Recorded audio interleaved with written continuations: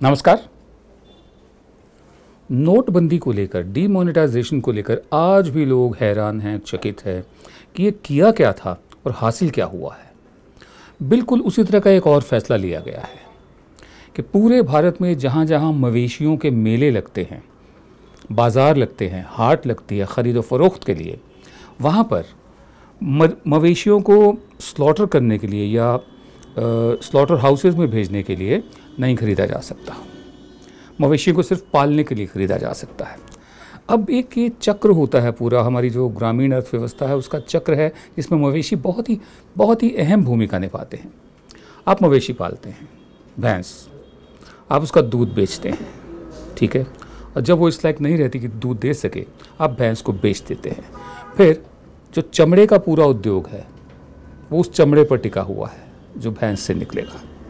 उसके अलावा हड्डियों का जो उद्योग है, जैसे कई चीज़ों पर पॉलिश की जाती है हड्डियों की, सुना है कि कुछ ख़ास चीनी जो होती हैं उन पर भी पॉलिश की जाती है, वो उस उद्योग से भी जुड़ा है। उसके अलावा कुछ और जो हिस्से होते हैं, अंदरूनी हिस्से होते हैं, वो भी बेचे जाते हैं। सिर्फ चमड़े के उद्योग से ही करोड़ों लोग जुड़े हुए हैं। उस उद्योग पर बहुत बड़ा असर पड़ेगा। लोग भैंसें खरीदना बंद करेंगे। हालांकि भैंस की सेल बिक रही है, बढ़ रही है, लेकिन अगर ये कानून बन जाता है और भैंस भी उसमें शामिल रहती है तो लोग भैंसें, गायें, इनको खरीदना कम करेंगे। इससे दूध के उत्पादन में भी कमी होगी। इससे बाकी जो जुड़े हुए उद्योग हैं वो भी कम होंगे। क्या ये सब सोच समझ के किया गया? अब सुनने में आ रहा है कि सरकार ने दोबारा से सोचना शुरू किया है कि क्या भैंस को इस लिस्ट में से निकाल दें। बिल्कुल नोटबंदी की तरह, जैसे 50-60 नए नियम बना दिए थे, लगातार हर रोज़ नया नियम बनता था, बिल्कुल वैसे ही। और ये किया क्यों है? बहाना ये बनाया गया है कि prevention of cruelty to animals, कि जो जानवरों के साथ अत्याचार होते हैं उसको रोकने के लिए ऐसा किया गया है। हकीकत ये है कि जो कंज्यूम करने के लिए, खाने के लिए जब मवेशी खरीदे जाते हैं और स्लॉटर हाउसेस में भेजे जाते हैं, उस पर केंद्र सरकार का कोई कंट्रोल नहीं है, कोई भूमिका नहीं है। वो राज्य सरकार की भूमिका में आता है, उसके हकों में आता है, उसके अधिकार क्षेत्र में आता है। हाँ, केंद्र सरकार के अधिकार क्षेत्र में ये आता है prevention of cruelty to animals act. तो इस पिछले दरवाजे से ये पूरा बैन लगा दिया गया मवेशियों पर। और अगर prevention of cruelty to animals ही है तो सिर्फ मवेशियों पर क्यों? मुर्गे पर क्यों नहीं? मछली पर क्यों नहीं? प्रॉन पर क्यों नहीं? लॉबस्टर पर क्यों नहीं? श्रिम्प पर क्यों नहीं? सिर्फ मतलब मवेशियों को। नीयत साफ दिखती है कि अपनी मर्जी थोपो कि लोग क्या खाएं, और एक ख़ास समुदाय विशेष को, उसको और कमज़ोर करो। कुरैशी समुदाय जैसे है महाराष्ट्र में, उसको बहुत नुकसान हुआ है। उसके अलावा जो लेदर की इंडस्ट्री है उसको भी बहुत नुकसान होगा। ये अर्थव्यवस्था का ग्रामीण चक्र है। इसको छेड़ने से ग्रामीण अर्थव्यवस्था जो है, रूरल इकोनॉमी जो है, वो डिस्टर्ब होती है। मैं आपको कुछ फैक्ट्स एंड फिगर्स बताता हूँ। 1 लाख करोड़ की मीट और चमड़े से जुड़ी हुई इंडस्ट्री है, उद्योग है हमारे देश में, उस पर असर पड़ेगा। बीफ के एक्सपोर्ट में, वैसे तो हमें बफ कहना चाहिए क्योंकि बफेलो मीट है, गाय का नहीं है। बफ के एक्सपोर्ट में भारत पूरी दुनिया में दूसरे नंबर पर है, उस पर बहुत बड़ा असर पड़ेगा। पूरी दुनिया का 20% मीट जो है वो भारत से जाता है, भारत में से होकर जाता है। चमड़े के जूते हम पहनते हैं, चमड़े की बेल्ट हम बांधते हैं, चमड़े के पर्स होते हैं, चमड़े के बैग होते हैं। ये सारा चमड़ा यहीं से आता है कि एक दफ़े जब मवेशियों को ख़रीदा गया, उनके बफ को एक्सपोर्ट कर दिया गया, उनका मांस को एक्सपोर्ट कर दिया गया, या डोमेस्टिक मार्केट में जहाँ जहाँ इसकी इजाज़त है वहाँ बेच दिया गया। उसके बाद चमड़े का जो उद्योग है उससे ये तमाम चीज़ें बनती है। बहुत बड़ी इंडस्ट्री ये भी अपने आप में। जूते, पेटी, बैग, बटुए, चमड़े की और भी बहुत सी चीज़ें बनती हैं, उस पर बहुत बड़ा असर पड़ेगा। 2 करोड़ 20 लाख लोग चमड़े के उद्योग से जुड़े हुए हैं, उनके रोज़गार जाएंगे। एक तरफ तो रोज़गार बना नहीं पा रहे, नए रोज़गार क्रिएट नहीं कर पा रहे, दूसरी तरफ जो रोज़गार हैं उनको भी ख़त्म किया जा रहा है। ये दूसरा किस्सा है, दूसरी मिसाल है। पहली मिसाल थी नोटबंदी।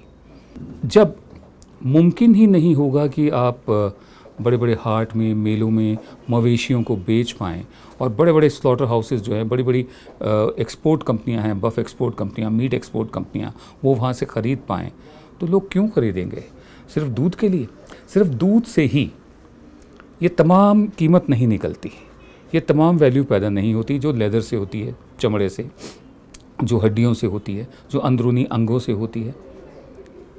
तो ऐसे में अगर सरकार ने बफेलो को बाहर नहीं किया इस लिस्ट से, भैंस को अगर बाहर नहीं किया इस सूची से, तो आने वाले सालों में दूध का उत्पादन भी कम होगा और ग्रामीण अर्थव्यवस्था का ये जो चक्र है, इसको बहुत बड़ी चोट पहुंचेगी। भारत के स्पेस प्रोग्राम की नींव पंडित जवाहरलाल नेहरू ने रखी। चंद्रयान का फीता प्रधान सेवक नरेंद्र मोदी ने काटा। बिल्कुल इसी तरह जम्मू कश्मीर में जो बहुत लंबी सुरंग बनी है, उसकी नींव डॉक्टर मनमोहन सिंह ने रखी, उसका फीता प्रधान सेवक नरेंद्र मोदी ने काटा। बिल्कुल इसी तरह ब्रह्मपुत्र पर जो भारत का सबसे बड़ा पुल है, जिसे दुनिया में भी बहुत लंबा, बहुत बड़ा पुल बताया जा रहा है, उसकी नींव डॉक्टर मनमोहन सिंह ने रखी, फीता प्रधान सेवक नरेंद्र मोदी ने काटा। मनरेगा की नींव यूपीए सरकार ने रखी, उसको आगे बढ़ाकर उसका श्रेय प्रधान सेवक नरेंद्र मोदी की सरकार ने लिया। आधार कार्ड, उसकी शुरुआत भी यूपीए के राज में हुई, उस वक्त उसको बहुत उसकी बदनामी की गई, और अब उसी को ही आगे बढ़ाकर अपनी अचीवमेंट, अपनी उपलब्धि दिखा रही है प्रधान सेवक नरेंद्र मोदी की सरकार। बहुत ज़ोर शोर से ऐलान हुआ था 3 साल पहले मेक इन इंडिया का। 3 साल पूरे हो चुके हैं, तो हम जायज़ा ले रहे हैं, ये हमारी वही सीरीज़ है कि अलग अलग जो वायदे थे, जो कार्यक्रम थे, उनकी हालत क्या है, उनका स्टेटस क्या है। मेक इन इंडिया बहुत ज़ोर शोर से ये बताया गया था, और एक ऐसा शेर, उसका लोगो बनाया गया है जिसमें कल पुर्जे लगे हुए हैं, जो कहते हैं कि जर्मनी के एक शहर की जो मेट्रो है वहाँ से लिया गया है, वो दरअसल उसका लोगो है वो। बहरहाल ज़रा मेक इन इंडिया का जायज़ा लेते हैं। मेक इन इंडिया का मकसद ये बताया गया कि भारत का जो जीडीपी है, उसमें से 25% हिस्सा मेक इन इंडिया से आए, और इस वक्त ये 16.5% है। और ये भी कहा गया था कि 5 साल में 10 करोड़ नई नौकरियां बनेंगी मेक इन इंडिया से। मेक इन इंडिया से भी और 2 करोड़ नौकरियां हर साल का वायदा रहा था, जो कहीं दूर दूर तक पूरा होता नहीं दिखता। भारत सरकार के अपने ही जो आंकड़े हैं, उसके मुताबिक 1,32,000 नौकरियां मिली हैं अभी तक। फरवरी सन 2016 में सरकार ने मेक इन इंडिया वीक मनाया था, जिसमें 8,000 बिजनेस डेलीगेट्स आए थे और 22 देशों के लोगों ने उसमें हिस्सा लिया था। और एफडीआई, जहाँ तक एफडीआई की बात है, एफडीआई की संख्या बहुत बड़ी है हमारे देश में, बाहर से पैसा आया है। और मेक इन इंडिया में जिन कंपनियों ने रुचि दिखाई है, उसमें से सबसे आखिरी कंपनी, लेटेस्ट, सबसे ताज़ा नाम है कोरिया की किया मोटर्स का। उसने कहा है कि वो 100 करोड़ का एक प्लांट लगाएगी आंध्र प्रदेश में। उसके अलावा जो चीन में बने हुए मोबाइल फ़ोन होते हैं, शाओमी और एल एको, चीन की कंपनी ने भी फैसला किया कि यहाँ पर वो प्लांट लगाएगी असेंबल करने के लिए, उसको इकट्ठा करने के लिए, जोड़ने के लिए। उधर सुना है कि एप्पल भी सोच रहा है कि वो भी अपना एक प्लांट यहाँ पर लगाए। दिक्कत ये है कि मेक इन इंडिया का जो पूरा फोकस था, एम्फेसिस था, वो मैन्युफैक्चरिंग पर था, उत्पादन पर था। उसमें एफडीआई नहीं आ रही है, बहुत कम आ रही है। बल्कि अमेज़ॉन, फ्लिपकार्ट, ऊबर, इस तरह की जो कंपनियां हैं, सर्विस प्रोवाइडर्स हैं, एफडीआई उनमें आ रही है। अब मेक इन इंडिया का मतलब यही था कि बड़े बड़े प्लांट्स यहाँ पर लगें, हमारे उद्योगपति भी अपना तरफ पैसा दिखाएं, निकालें, जिस पर वो बैठे हुए हैं। बैंकों को तो देने ही है उन्होंने, और वैसे भी नहीं लगा रहे हैं वो। तो बड़े बड़े प्लांट्स यहाँ पर लगे। बोइंग तक की बात हुई थी कि बोइंग भी अपना प्लांट यहाँ लगाएगा, जिसमें हवाई जहाज़ असेंबल किए जाएंगे।